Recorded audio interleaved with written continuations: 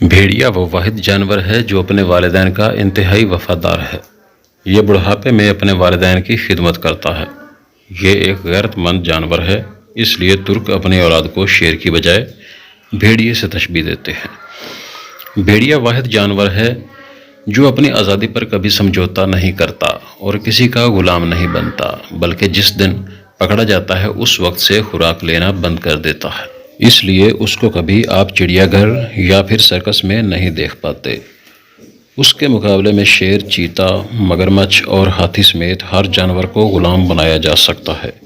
بھیڑیا کبھی بھی مردار نہیں کھاتا اور نہ ہی بھیڑیا محرم مؤنث والدہ بہن پر جھانکتا ہے، یعنی باقی جانوروں سے بالکل مختلف۔ بھیڑیا اپنی ماں اور بہن کو شہوت کی نگاہ سے دیکھتا تک نہیں۔ بھیڑیا اپنی شریک حیات کا اتنا وفادار ہوتا ہے کہ اس کے علاوہ کسی اور مؤنث سے تعلق قائم نہیں کرتا۔ اسی طرح مؤنث یعنی اس کی شریک حیات بھیڑیا کے ساتھ اسی طرح وفاداری نبھاتی ہے۔ بھیڑیا اپنی اولاد کو پہچانتا ہے کیونکہ ان کے ماں اور باپ ایک ہی ہوتے ہیں۔